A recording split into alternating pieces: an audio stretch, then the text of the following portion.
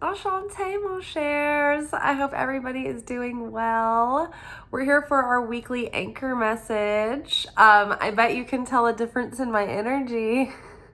I feel renewed, which is right along with our reading for today. This is the first day I've had energy coming back to me, like returning energy in maybe a week. Y'all know it's been a rough one, and I've been spread thin, but I'm starting to feel good again, so that's really great.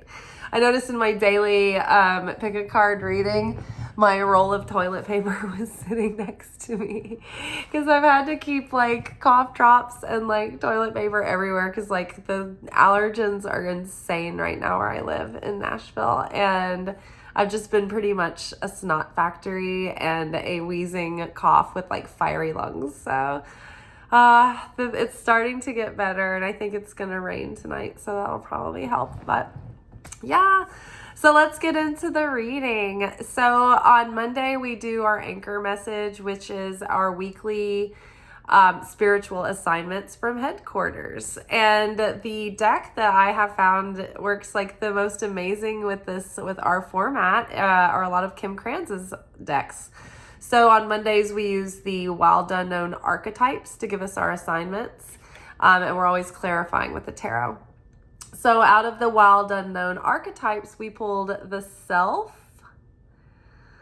which I love this rainbow essence. We actually got the 10 of Cups for our daily card. I don't know if you guys watch my shorts.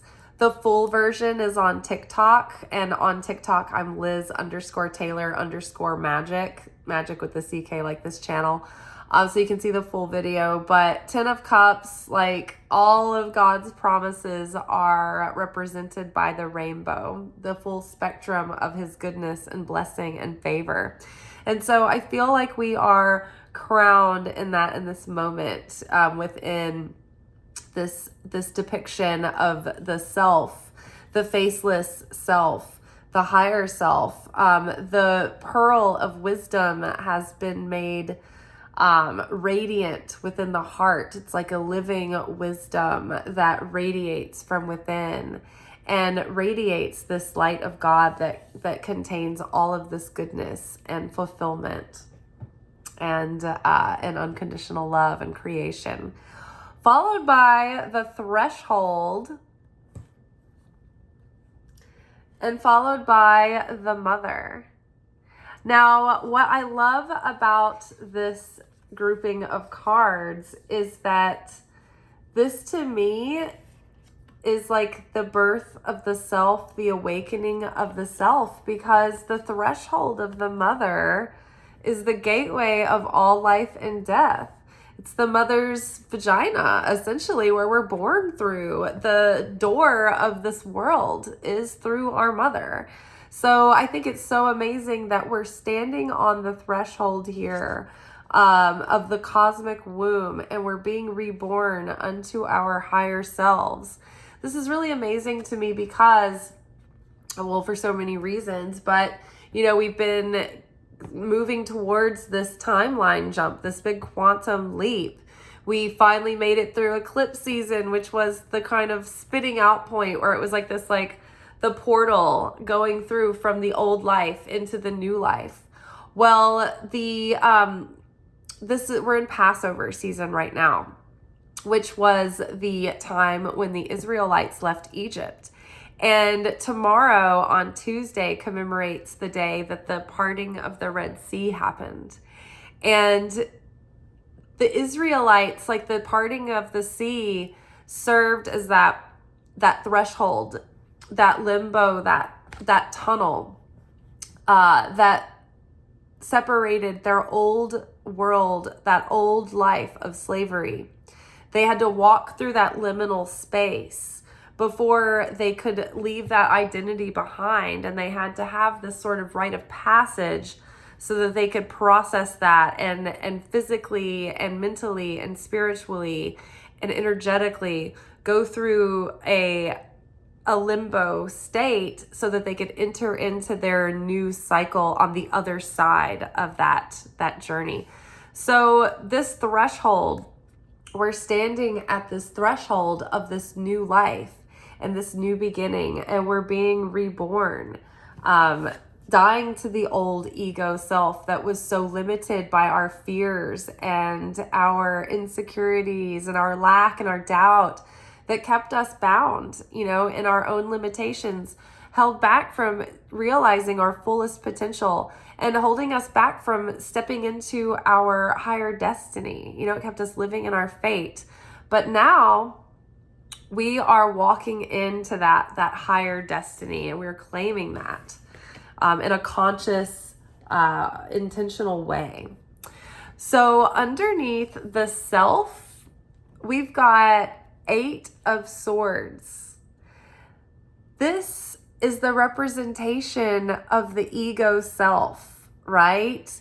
These wings, we were made to soar, right? This higher self can see this life that we're capable of living, not the fate that we were handed, but the destiny that we claim through our transformation. But this lower self, we were just so consumed in our sadness and our fear, and all of those lower mindsets that keep us stuck and consumed with the problems and the challenges, but don't allow us out of that situation. So this 8 of Swords energy represents Egypt, the thing that kept us trapped. And essentially, it was only ever an illusion. We could have walked away from Egypt anytime, right? This character here, this is us, this lower self, and we have the ability to rise up in our divinity and soar far beyond our lower human nature. But we sit here unaware that we're not caged in.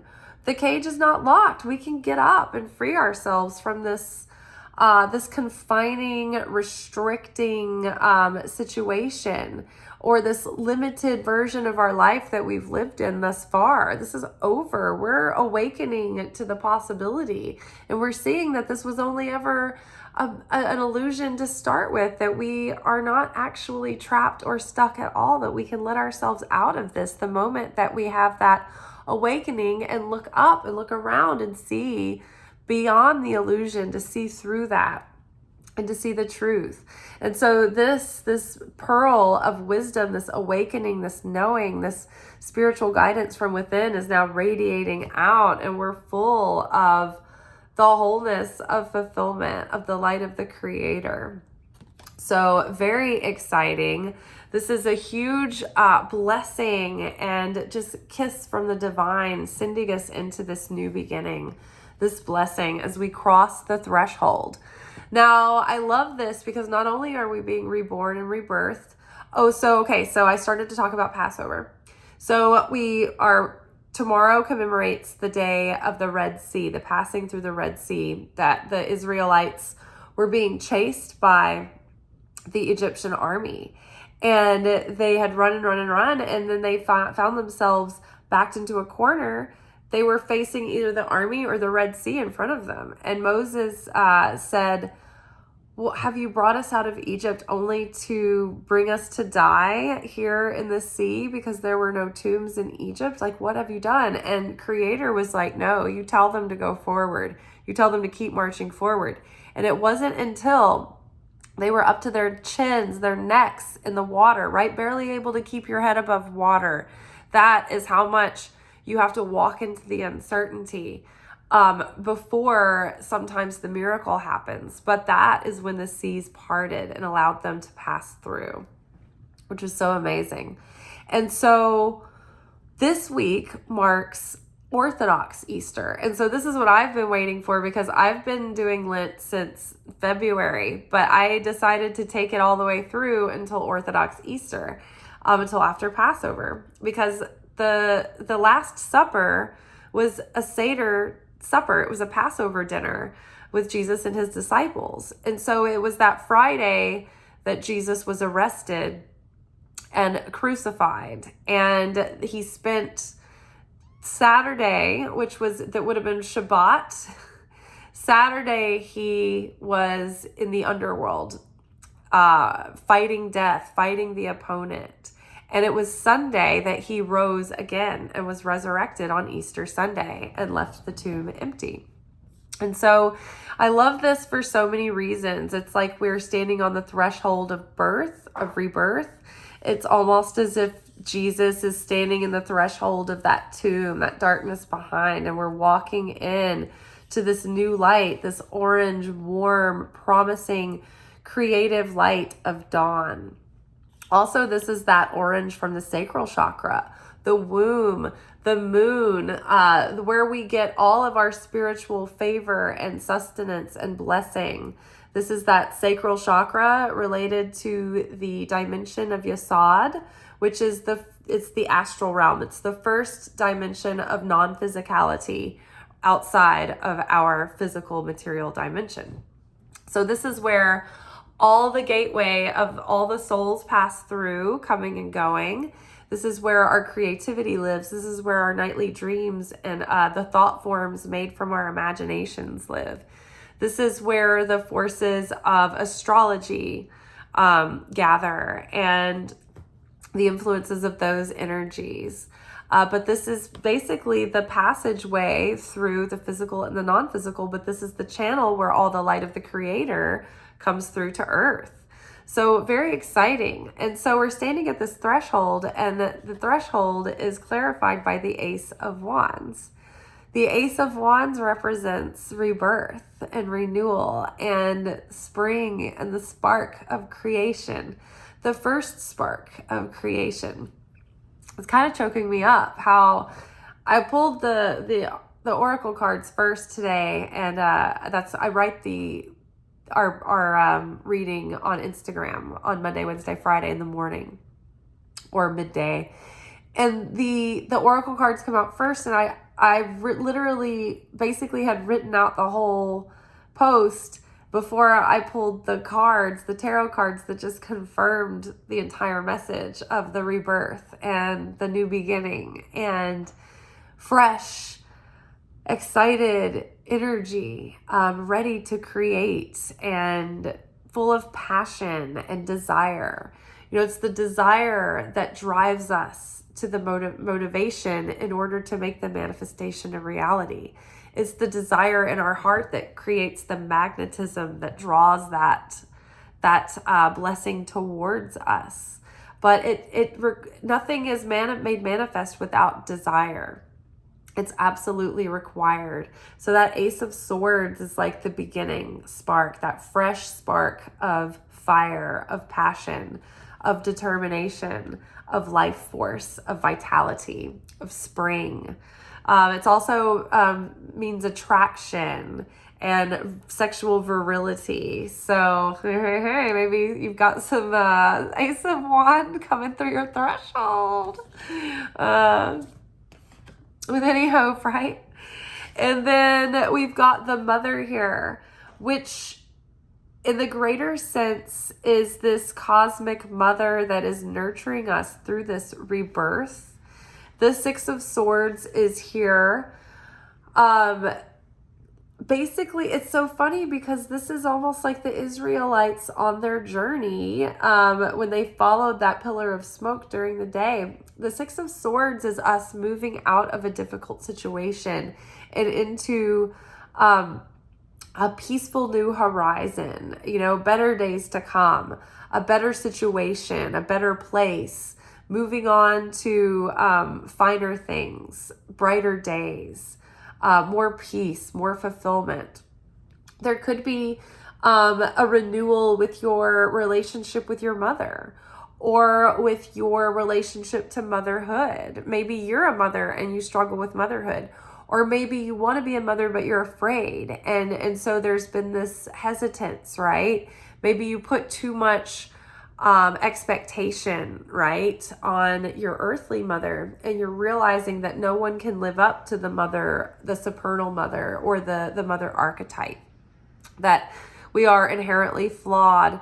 And so we have to forgive our mothers the debt of living up to that archetypal mother and accept them fully as a human woman with limitations just like us, and capable of making mistakes, and accepting that the person that your mother was when she was raising you was exactly what you needed, even if it was very difficult to create the soul that you would become.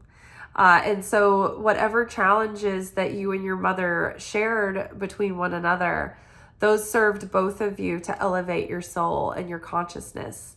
And, you know, the ways that you challenged your mother, you guys both agreed to those things in your contracts, in your soul contracts before you came to Earth. So you were both playing out your part for one another. And it was intended to be that way the whole time. And so it makes it so much easier to sort of accept that and pack it maybe in a different box. Let's just put it that way. And maybe move forward with a different view and a different perception of your own mother and with motherhood in general. But I think that this does a lot to alleviate pressures and challenges in the other parts of our life, because the way that like our relationship with our mother and our father have so much effect over our self-worth, and so that affects our relationships to love and to money. And so I feel like both of those things are going to be improving, especially with this realization and awakening of self. There could be a surge in your dream, in your life goals and purpose, right?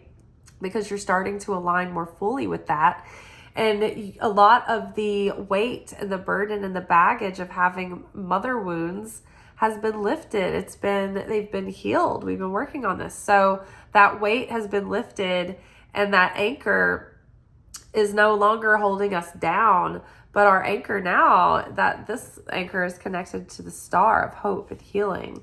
And the star also represents major dreams come true, not just smaller manifestations, but major life goals, huge lifelong dreams coming to fruition, finding one's purpose and that kind of level of things. So very exciting week.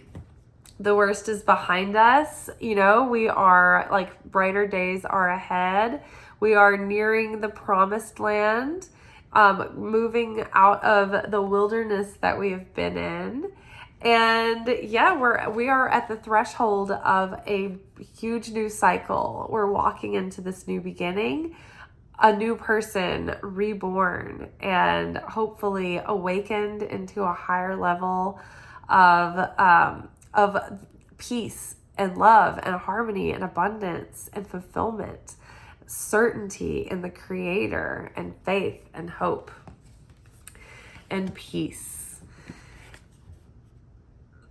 Awakening of the self, you guys. We are starting to embody the essence of that higher self within, and we are beginning to be able to use that earned wisdom and embody it and put it into action.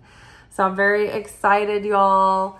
We're being rebirthed through the threshold of the mother, you guys, the gateway of all life and death of the lower self, and the rise and awakening of the higher self. Such a fun week ahead. I think good things are coming.